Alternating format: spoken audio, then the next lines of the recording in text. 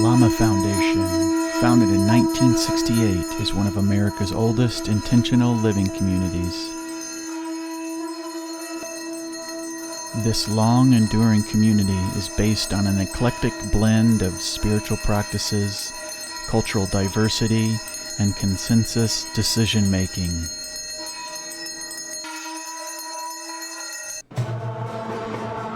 In 1970s, well-known spiritual teacher Ram Dass wrote the widely recognized book, Be Here Now, while living in a bus at Lama Foundation. Over the years, Lama Foundation has served as host of many respected spiritual teachers, authors, and poets, including such well-known figures as Ram Dass, Chogyam Trungpa Rinpoche, Baba Hari Das, Jack Kornfield, Stephen Levine, and Robert Bly. On May 5th, 1996, the Hondo Fire, the fastest moving fire in New Mexico's history, engulfs 90% of the Lama Foundation.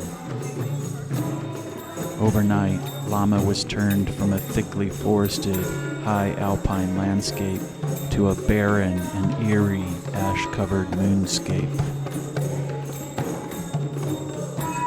The fire swept up the dry mountainside and destroyed 22 out of 29 buildings, leaving Lama Foundation with minimal facilities. It was headed this direction, but by that time the authorities had shut everything down. We were not letting anybody back up.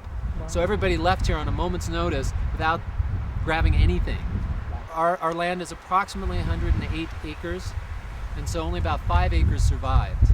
The rest was toast. It was just ash. Skeleton trees, which you see a few around, and then there's this black, dusty, silty moonscape, about that thick of ash. Watching it from down the hill, the people were like, of course, like their life's going up in smoke. Lama's gone, it's just burnt to a crisp. So there was all these fears, these questions, what's happening to Lama, is it going to survive? The fire started in the evening, burned through the night, then there's the next night, the next day, that following night, which was a full moon, 2 women residents snuck up because it was still shut down, but they snuck up. When they came up, the first thing they saw was our flagpole down here. If you look, just can't see it from here, but you'll see a flagpole that's a half wheel spoked with all the spokes going down. That was charred. It's a metal post, but the metal post was charred, and all around it was ash, and the flags were flying untouched. White and untouched, every flag. Next thing they saw was this dome standing, which was fairly incredible. This dome is the heart of Lama, and the fire stopped that far from it. Okay, so they saw that, and then when they looked up, here was the kitchen. When they saw the dome, the heart, the kitchen, the stomach, we're back. No questions about it. We're here. And that then, Lama came back, and now is what you see is the continuing process of that rebirth, of that recognition of who we are.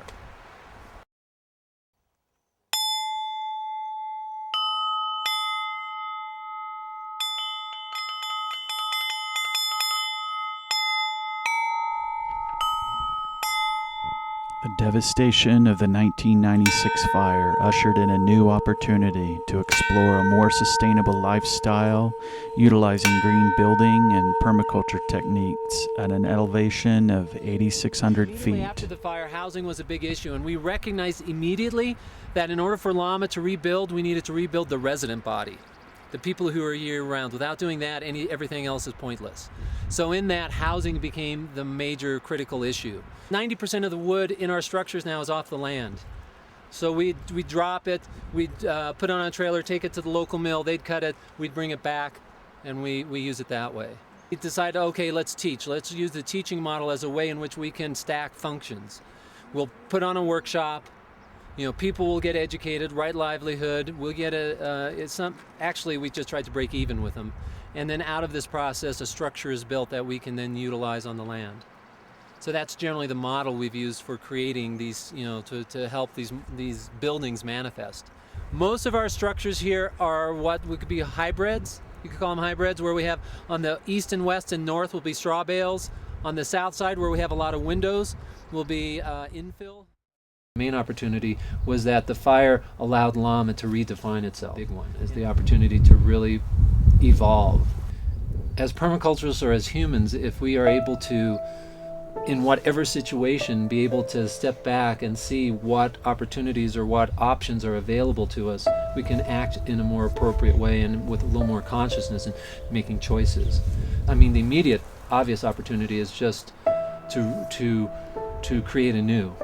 To me, it's not what opportunities are created per se, but more of what abilities do we have to recognize opportunities, and how much can we move from reaction into action, into making choices. And that's what recognizing opportunities does. It moves you into making choices and acting instead of reacting.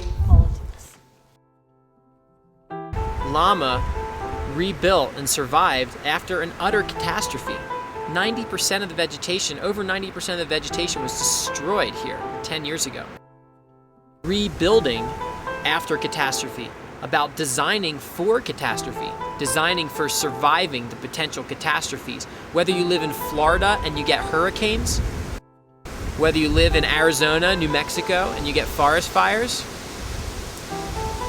tsunamis, wherever you live, there's some potential disaster. And permaculture is all about creating a system that's resilient to those disasters, and also giving you the means to redesign and rebuild in a sustainable way after catastrophic disaster.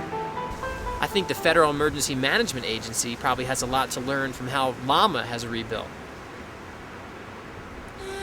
Since 1999, natural building and permaculture workshops, Build Here Now and Grow Here Now, inspired by Ram Dass' seminal book and work, Be Here Now, have been offered at Lama Foundation to provide education on building sustainably, living sustainable, and growing sustainably.